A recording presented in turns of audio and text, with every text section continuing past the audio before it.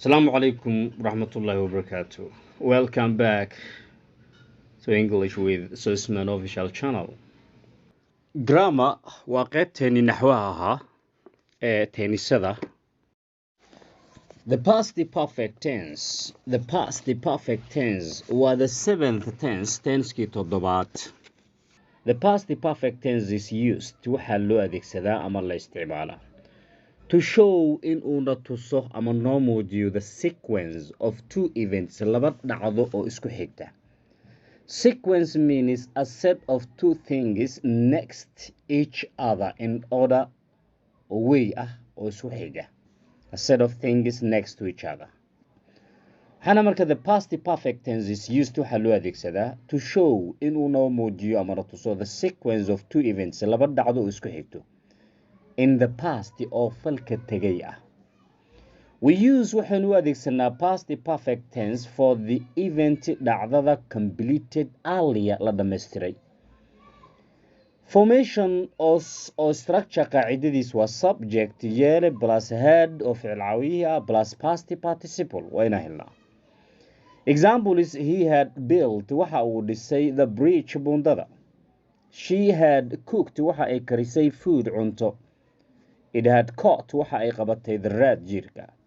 You had taken waxaad qaadatay the buuga. They had done their work waxay qabteen shaqadooda. We had eaten lunch waxaan cunnay qado. Other examples or the most important part of the tense by the time of explaining or describing exactly marka loo qeexayo. He had returned the book when he had read it. Waxa uu soo celiyay buuga markii uu akhristay. When we got to the cinema, the show had begun. Markii aynu tagnay ama gaarnay shaleemada, showgii ama bandhigii waa uu bilowday. He told me the truth only wuxuu uu runta ii sheegay kaliya when his father had left markii uu aabihii tegay. He had posted the letter before I could stop him. Waxa uu boostegareeyay warqadii dhigay inta aanan ka hortagin ka hor. Before I could stop him intaan joojin ka hor ayuu dhigay boostegareeyay. The leader hogaamiyaha sat down waa uu fadhiistay only after he had completed markii uu dhammaystay his speech khudbadiisa ama hadalkiisa.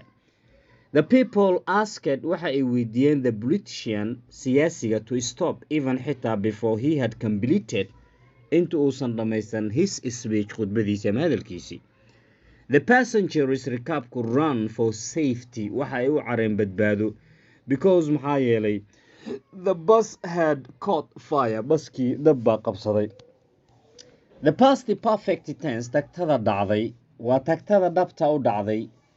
Waxaa la yidhahdaa is used waxaa loo adeegsadaa ama loo isticmaalaa to show inuu noo muujiyo ama na tuso the sequence of two events laba dhacdo oo isku xigta in the past ee goorta tagtay ah. We use waxaan u adeegsanaa past perfect tense for the event dhacdada completed earlier la dhammaystiray ama dhammaatay. Formation or structure qaacidada formula subject markaad hesho yeelaha plus waa had oo ficil caawiyi ah.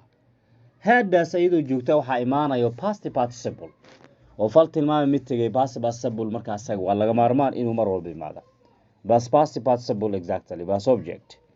Examples markaan raaro tusaale he had built waxa uu dhisay the bridge. He had built waxa uu dhisay the bridge. She had cooked waxay karisay food. It had caught waxay qabatay the rat jiirka. You had taken the salary waad qaadatay. They had done their work waa ay qabteen ama sameeyeen shaqadooda. We had eaten waxaan cunnay lunch qado. Other examples tusaalooyinka kale. He returned the book when he had read it. Waxa uu buugga soo celiyay markii uu akhristay. When we got to the cinema, when we got to the station, when we got to the theater, when we got there, the show had begun. Showgu waa uu bilowday. He told me waxa uu sheegay the truth only when his father had left markuu aabihii tegay. He had posted the letter before I could stop him intaan joojin. The leader sat down wuxuu fadhiistay only after he had completed his speech markuu dhammaystay. waa qaybta hore past simple tense ama simple past tense qaybta dambena waa past perfect waa sequence of two events in the past marka lagu sheegayo. The leader sat down waa past tense exactly only after he had completed qaybta dambe waa past perfect tense. The people asked waxay weydiiyeen the politician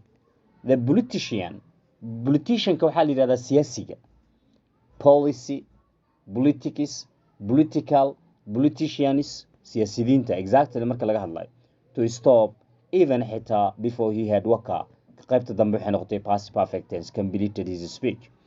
The passengers rakaabka run for safety was simple past tense sida u soo aragteen exactly simple past tense. Tenniskan waa tenniskii toddobaad the seventh tense la yidhahdaa. Good.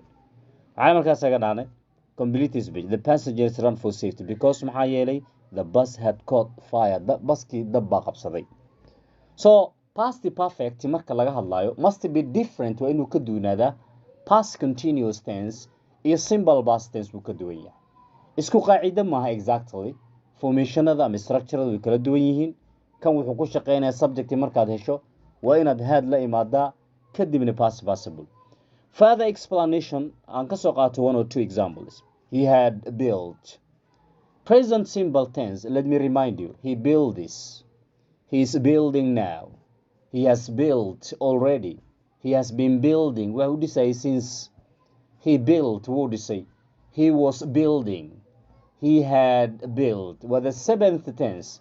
Bastiyash al-habba ka haray. Thank you very much. Assalamu alaikum. ألف لو كنا بي ألف لو سنا بي ألف لا قذي